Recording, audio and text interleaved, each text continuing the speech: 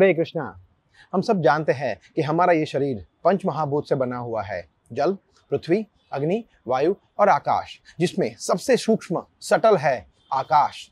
और ये हर एक तत्व अलग अलग विषय वस्तु से जुड़ा हुआ है, और जैसे जैसे उसमें एक एक विषय ऑब्जेक्ट ऐड होता है, वैसे वैसे वो ज़्यादा स्थूल ग्रॉस बनता जाता है। जैसे आकाश में सिर्फ एक ही विषय है, एक ही ऑब्जेक्ट है, वो है ध्वनि, साउंड, और उसमें जब एक और ऑब्जेक्ट ऐड होता है वो है स्पर्श, तो वायु बनता है। जैसे वायु को हम स्पर्श कर सकते हैं, आकाश को नहीं कर सकते।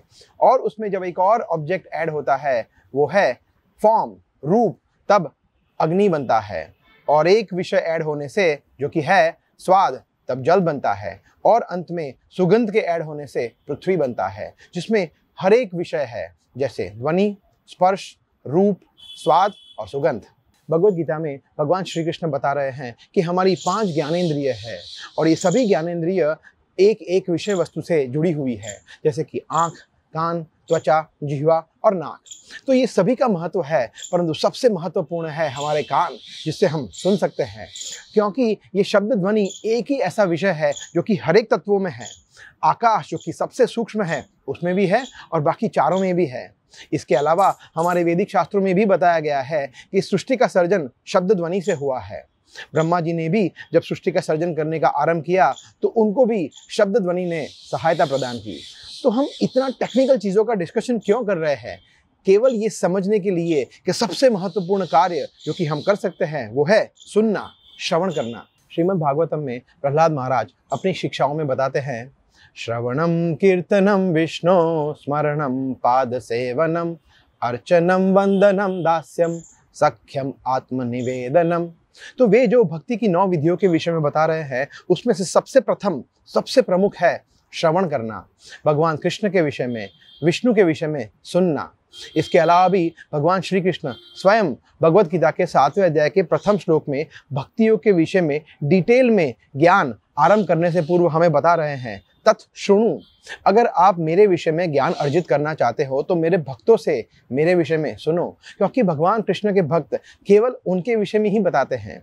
जारे देख तारे कह कृष्ण उपदेश, आप जिसको भी मिलो बस कृष्ण के विषय में उपदेश दो। तो हमारे लिए भक्तों के संग में कृष्ण की कथा को श्रवण करना बहुत ही नेचुरल, आसान हो जाता है। परंतु इतना श्रेष्ठ अवसर भी प्राप्त करने के उपरांत भी अगर हम कृष्ण की कथा को श्रवण करने की इच्छा नहीं रखते तो इसके विषय में भागवतम में कहा गया है, धर्म स्वानुष्ठिता पुंसाम विश्वक्सेन कथासु यः न उत्पादयेद यदि रतिम श्रम एव हि केवलम। वहाँ कहा गया है कि अगर व्यक्ति अपने सभी कर्तव्यों का बहुत ही अच्छी तरह से पालन करता है, परंतु फिर भी विश्वक्सेन कथा, अगर उसको भगवान कृष्ण की कथा में रुचि ही उत्पन्न नहीं हुई, न उत्पादयेद यदि रतिम, तो श्रम एव ही केवलम, तो उसने व्यर्थ ही अपने समय को गंवा दिया।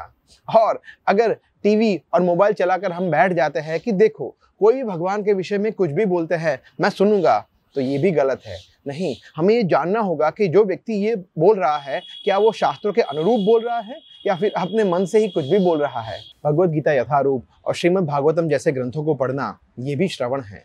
तो हमें केवल ऐसे वक्ताओं से सुनने चाहिए जो भगवद गीता और श्रीमद् भागवतम जैसे ग्रंथों से एक प्रामाणिक गुरु शिष्य परंपरा के माध्यम से हमें भगवत संदेश सुनाए और हमें भगवान कृष्ण की भक्ति सेवा में जोड़े। तो आइए हम भी ऐसे भगवान के शुद्ध भक्तों से ये प्रार्थना करते हैं कि हमें भगवान कृष्ण की कथा श्रवण में रुचि उत्पन्न हो, ताकि हम हमारे इस मनुष्य जीवन को सफल बना सके। हरे कृष्णा। ऐसे ही और भक्तिमय कार्यक्रमों के लिए देखिए हरे कृष्णा टेलीविजन, और इसे प्राप्त करने के लिए आप अपने केबल अथवा DTH ऑपरेटर से संपर्क करें तथा और अधिक जानकारी के लिए आज ही डायल करें 7666 839 839।